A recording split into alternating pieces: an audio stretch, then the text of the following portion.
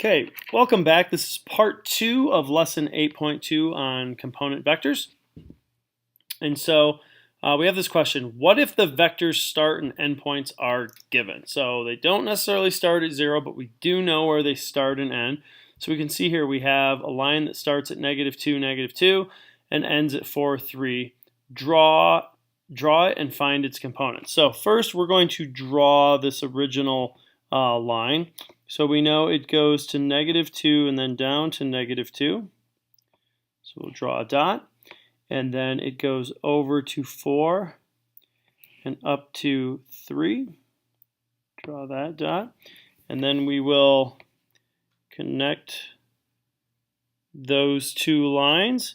And since it started here and ended here, this is the direction of the arrow. It shows us the direction that the vector is moving. All right, so how from a drawing can we find the two components? Well, that's pretty easy. We could move the vector. So the tail is at 0, 0. So if we were to take this vector and shift it this way so that it was at 0, 0, how far over to the right would we go and how far up would we go? And I think we can see that it would go over 6 and up 5. Now, that's the visual method of doing it. If you're not a real visual person and you don't want to have to rely on being able to see what would happen if we shifted this around on this coordinate plane, we can find the components without drawing by looking at the points here. Okay, we can see that we can do the change in x and the change in y, but the way that's going to work is since change always indicates we're subtracting. So we could take 4 minus -2, which equals 6. And we could take 3 minus the other -2, and that equals 5. And so what I did here is, notice I started with the end points, right? 4 and 3. And from those endpoints, I subtracted the beginning points, -2 and -2. And so we can clearly see what the components are. All right. So now it's your turn. Find the components of the given vectors. We've got vector B. We've got vector C. Find those, and vector A. So find those. Pause the video for a moment and then come back. All right. Now that you've returned, let's look at these vectors. So vector A starts at 2, 2,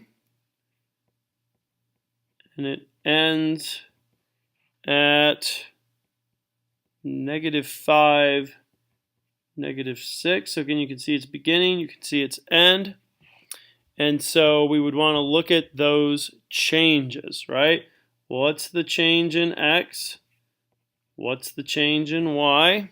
Okay, and we can see that the change in x is 3, so it went over 3 places, and the change in y is that it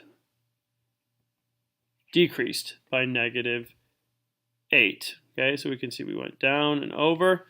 Okay, we went over 3, we went down -8, and so the components are 3 and -8. Vector B can do the same thing here. We've got starts at -4, 6, ends at 5, -3. So that means the change in x could be equal to 5 minus -4, which is going to equal 9. And the change in y is going to be equal to -3 minus 6, which equals -9. So that means this line goes over 9 places, but then down 9 places. Okay, we have another one. Vector C starts at -12, 100, ends at 98, 4. So again, we can do change in x, change in y. The change in x, we're going to have 98 minus -12. It's going to give me 110. Sorry about that. I was looking at my notes and they weren't quite right. And then the other one starts at 4, or I'm sorry, ends at 4. We're going to subtract 100. It's going to equal -96. So the components are 110 and -96. So this line would go over 110 places and then down 96 places.